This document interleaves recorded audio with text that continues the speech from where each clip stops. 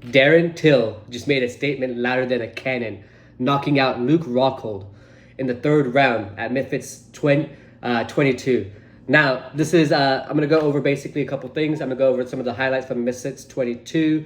To be completely fair, I only watched the last 3 fights. I rewatched the quick, the quick submission with Dillon Danis, and then I watched the quick what do you call it? The knockout basically with Till and Rockhold, and then obviously the boxing match with Tony Ferguson and with Salt Papi. Honestly, everyone's talking about the Salt Papi thing and like the stoppage and everything being the way it is. Objectively, I agree with everybody. Yeah, it was a terrible stoppage, way too early.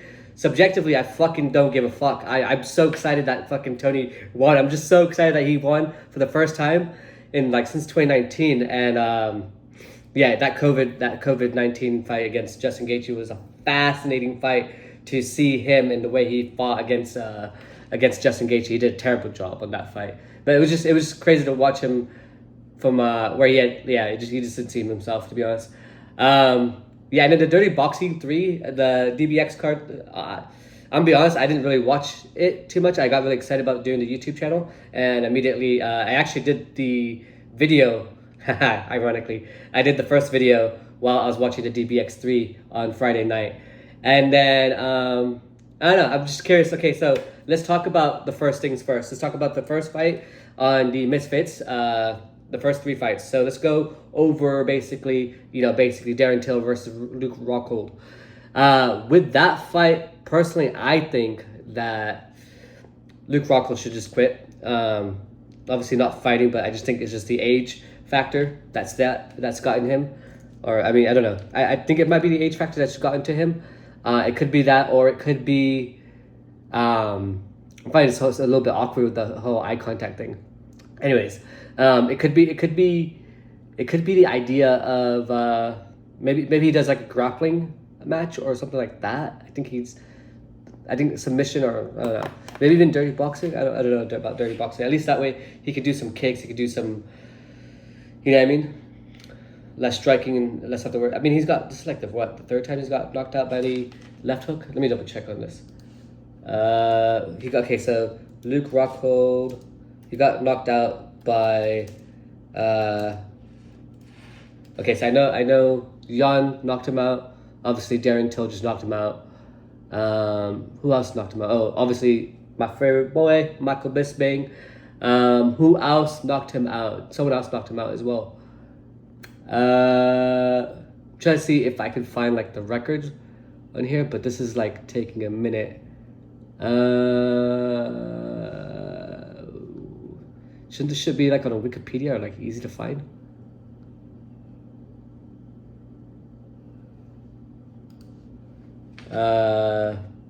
Should I say left hook knockout? Left hook, right hook.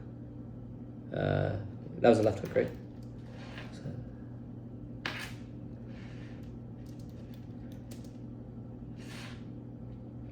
Okay, I could be completely wrong about that. Let's have a look here. Let's see what it says. Let's see what it says. Okay, so it says Darren Till destroys Luke Rockhold. Yes, with a monster KO. He definitely did a monster KO. Not gonna lie on that one. I was I think that was a 6-punch combination if I'm not mistaken, and then I don't think Luke was expecting him to put that next one in there, and he went boom. That's when he brought his hand down. Just went boom right over the fucking top. Yeah, it was a left hook. Yeah. Oh, interesting. Okay. Okay. Let me just put this. Who's knocked out? Who's KO'd Luke Rockhold? Should I say with left hooks? Let's see if that works. Let's see.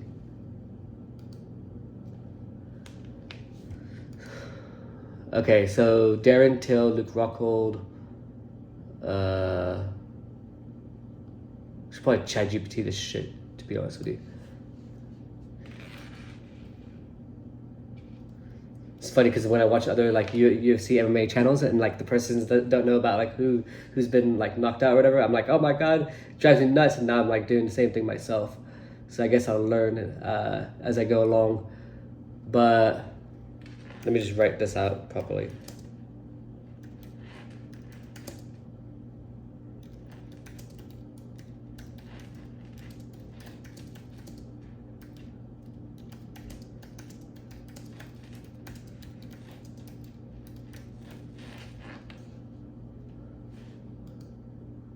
Okay, let's see what we get here. All right, so basically I found it. All right, so okay, basically in 2007, apparently Luke Rockhold was knocked out by Tony Rubalcaba. Vitor Belfort knocked out in 2013. Damn. 1, 2, 3, 4, 5, 6. He's had 6 KOs by a left hook. You don't think he'd like figure out how to cover that up? What the fuck, dude? Since 2007, he's had that many KOs. He's had like multiple fucking. Oh, Jesus Christ. Okay. Well, it's nice to know that Darren Till's 3-0. For him, I don't know who's next. I think possibly, definitely not KSI, but possibly, yeah.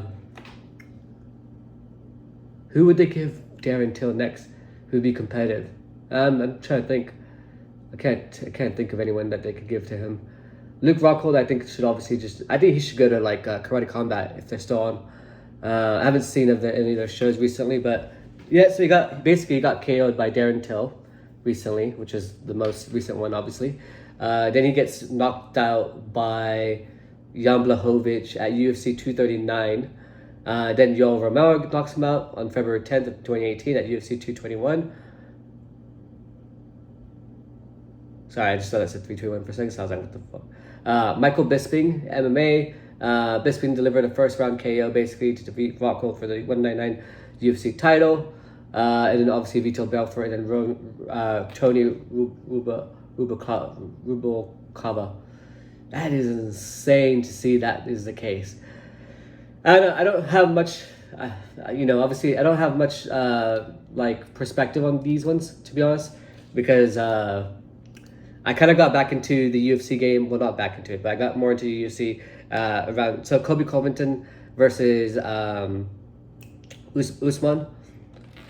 Kamaru Usman. That was my first fight that I was like, I knew about UFC. I was obviously a big fan because of Conor in 2016.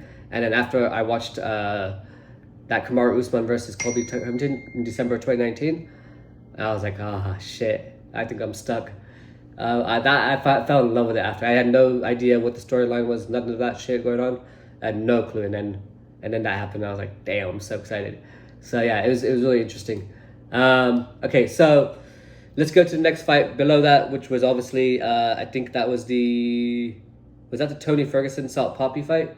Yeah, so that Tony Ferguson Salt Papi fight, personally, in my opinion, I think they should have let the fight go a little bit further. I think that eventually would have happened anyways. I think Tony would have eventually knocked out Salt Papi or got a KO over him.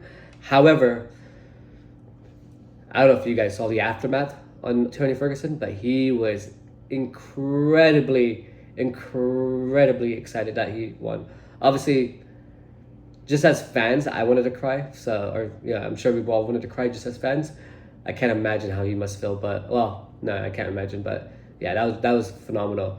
And then who was the last one? It was obviously Dillon Danis versus whatever that guy's name is. I forgot. Apologies to him. Let me look it up real quick. Misfits 22, so I can just quickly have a look at the lineup and not look like an idiot. Yeah. So I think that was pretty interesting. Darren Till obviously versus Luke Rockhold. That was really good. Warren Spencer was the one that I was just talking about for Dillon Danis. And obviously Dillon Danis is now 3-0 in MMA. I think what he should do probably next, to be honest with you, is see if he can get like an MMA fight with Jake Paul. But obviously he's a fucking screw Jake Paul. So yeah, he's definitely gonna fuck him up if he does have an MMA fight with him. But that is definitely a hot take. I think no one said that yet. Yeah, and then apparently that Joey Essex fight, which was the one right before that, and the Jao Barboza one. Apparently that one was a really amazing and really exciting. I'm probably gonna rewatch that, to be honest with you. But we also have some stuff coming up over the weekend as well. So let's just go over some like more recent stuff. Give me 1 second. Okay, so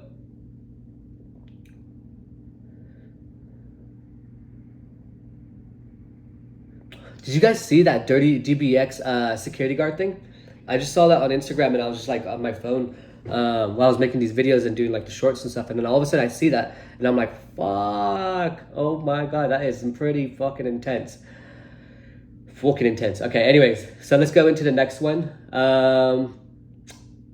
Let me go and pull up the UFC pay-per-view or like the UFC fight cards over the weekend, and then I'm gonna have to pause for 1 second just to put a charger in.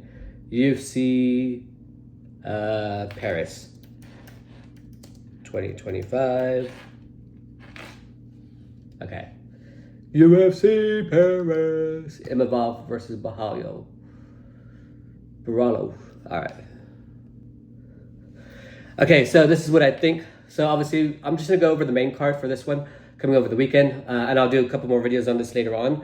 I just want to kind of start this out with a new one. So obviously we have Patricio Pitbull, which is kind of fascinating. He's fighting really, really soon. I feel like we just saw him like a month ago, if I'm not mistaken. I think, let me double check. When's the last time we saw Patricio Pitbull? Yeah, because I think we saw him like a month ago. And then I think, yeah, he just had his last fight, basically, UFC 318. Which was on July 19th, and then he'll be fighting on September 6th again, which is actually quite interesting now I think about that. Yeah, and he just lost to Yair Rodriguez. I think what he's gonna try and do is he's gonna come in, try and get a couple more wins, see if he can get a title shot, and then go from there. I mean, he's only got 8 losses, to be honest, with the amount of fights that he has. It's pretty fascinating to see that he only has 8 losses. Okay, so this is interesting. Obviously with him. Now his opponent, I have no, clue who this is. Lucien Kita. I hope I'm saying that right. It says they don't have any record. Let me quickly just check Tapology or Sure Dog. Okay, I found them on here. Okay, so their name is Black Panther. 16-1, so 1 loss, 16 wins, age 27, born in 1997, lightweight class, born out of Guinea, I don't know how you say that, fighting out of Belgium.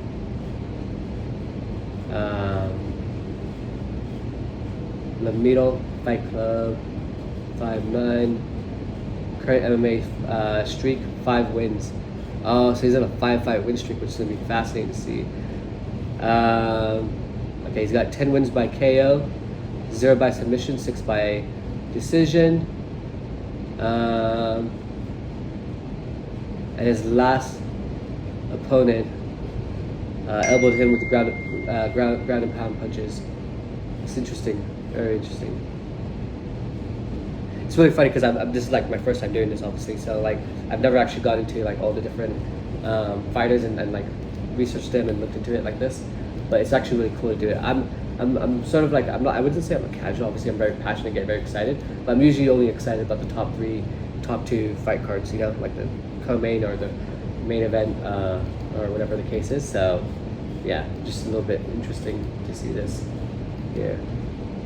Where did, sorry, give me 1 second. I think I just lost one of my tabs. Okay, I just brought it back. All right, cool. So, yeah, so let's see what happens with that fight, obviously. Fuck is this? Give me 1 second.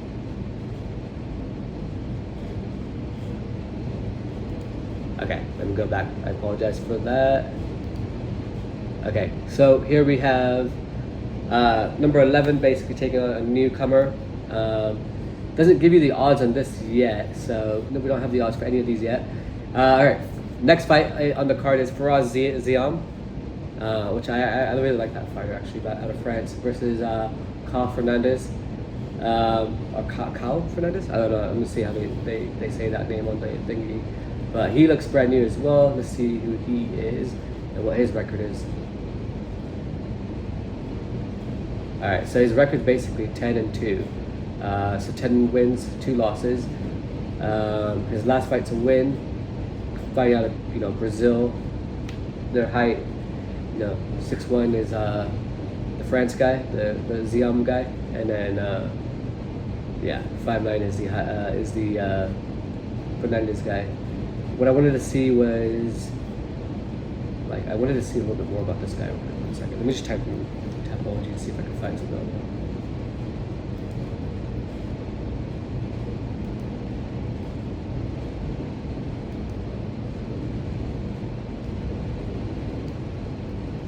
Alrighty there, guys. Bear with me.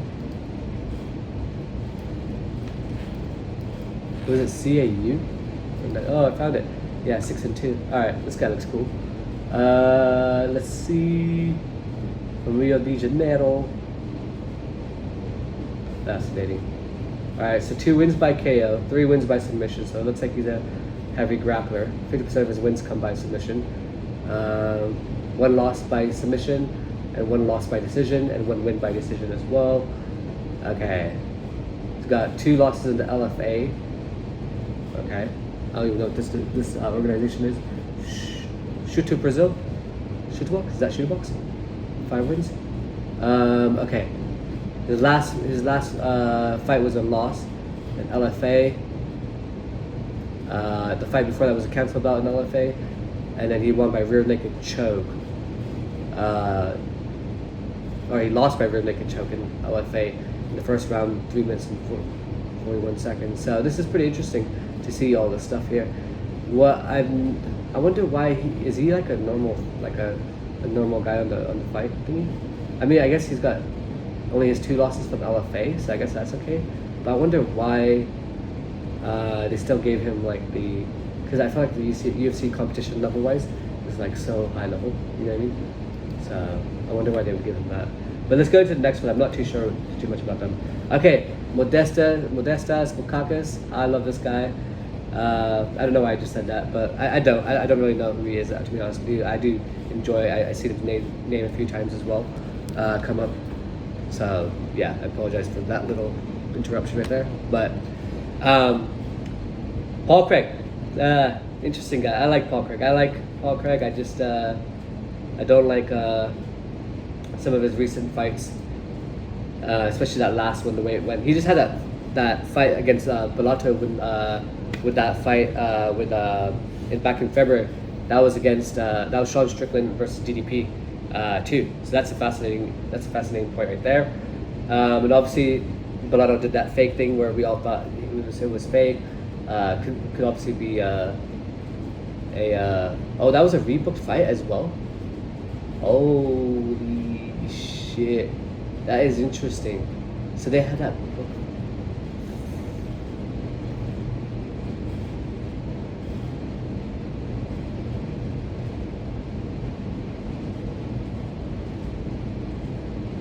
Sorry, it says in May 17th that they fought, and then it doesn't say what happened, so I'm just a little bit confused why it says that on there. Wonder if anyone else sees that. If you can tell me, let me know. I find that fascinating. Alright, so let's go off of Paul Craig for now. I'm gonna review this card one more time during the week and probably have a better idea as to what to think about these fighters once I hear them. Okay.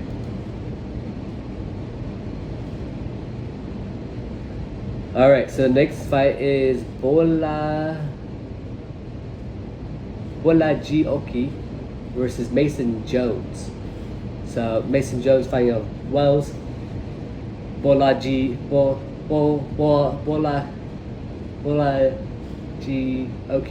I can't do that. That's terrible. It's from Belgium. 10-2. The other one's 12-2. Both of the last fights were a win. One's from Belgium. The other one's from Wales. Mason Jones from Wales. Both of them have the same height, 5'10". Both of them weigh 155. The reach Oki's got 73-inch reach, and Joe's got 74-inch reach. And then the leg reach is 41 each. What's going to be fascinating is I've heard of Mason Jones, but I haven't paid too much attention to him. Anyways, going to the next fight, because this is the one I'm excited about. This one I'm excited about. Okay. I find this fascinating because BSD basically, after that Renato Moicano fight, to me, I thought he was done. I thought that was it because he lost to Dustin Poirier, and he loses to obviously Renato Moicano, and that gave Renato a lot of hype. In my opinion, I think that's why he got that fucking title fight against Islam Makhachev, because that gave him a lot of hype, and that was such a good. That first round, I watched it, and I was just sitting there like, what the fuck am I witnessing right now? Like, what the fuck is just happening? Especially like the way it was happening. I couldn't believe Renato was just fucking him up so bad. BSD had no fucking no fucking chance. Okay, so BSD is obviously coming off a win. I think his last one was to, let me double check. I remember that bout. That was Prepolik. Okay. Yeah, I just remember that fight was heavy grappling. I thought that was a little bit interesting. I wasn't expecting the heavy grappling on that one, especially from BSD, especially the way he lost to Renato Moicano. Now we have the next one, which is Mauricio Rufy. And he just came off that KO, right? If I'm not mistaken, against King Green. So I'm probably the first one to say it like that so naturally, King Green, because probably everybody else is calling him Bobby Green. But I love Bobby Green. Okay, let's see what happened here. Yeah, so his last win, or his last, KO was to, sorry. Okay, so he had a unanimous decision fight before that, won by KO in the first round before that against Malarkey. So it's pretty interesting to see that. 59% striking accuracy, 0% takedown accuracy. Means that probably hasn't been tried to take down yet. All right, 4.54 significant strikes landed per minute. However, significant strikes absorbed per minute are 4.59. That is a bit interesting to see that he's almost absorbing as many as he's taking. But I wonder if that really translates to what we see in his actual fights. You know what I mean? Okay, so this fight, I haven't picked anyone in any of the other fights yet, but I have to say I think I'm gonna wait during the week to take my pick, to make my final pick. But for now, I'm gonna have to go with Mauricio Rufy. Yeah, because this is interesting. I don't know if BSD is like. If he wins this fight, then that means I think BSD. Then I feel like BSD is actually at the top echelon of the lightweight division. Mauricio Rufy, I feel like is just the uncrowned champion. To be honest with you, at this point, in my personal opinion, as long as he keeps up what he's been doing so far. So that was gonna be interesting. I'm gonna dive into a bit more deeper into that one later this week. And then the last one I'm gonna go over is Nasruddin Imavov versus Kyle Barral. Okay, so we obviously got the 16-4 guy, basically Imavov. Honestly, I like entertaining fighters. Even if they're good, I like entertaining fighters, and I just find Imavov such a snooze fest. Personally, I mean, I probably don't watch him close enough to even really have an opinion, to be honest.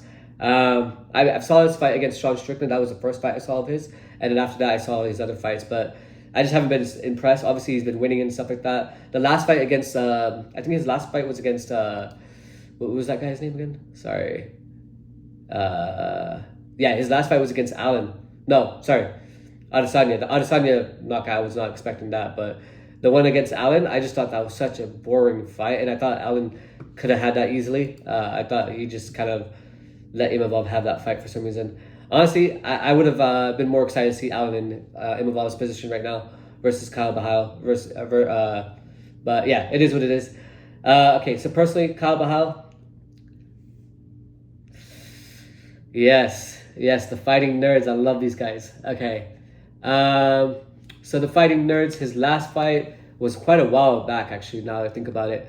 He fought back in August 24th of 2024, so almost a year at that point, against Jared Cannonier. Obviously, he won that fight to a five round decision, unanimous decision. Dude, Jesus Christ, I'll have to get better at this. I need to make more videos so I can get better at this and get used to it. Okay, but then obviously we have, let's see what we have. Oh my God, I did something again. Well, I just got rid of what I needed. Okay, no, I didn't do that.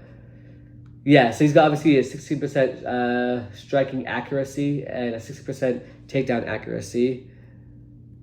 He lands more punches than he takes on.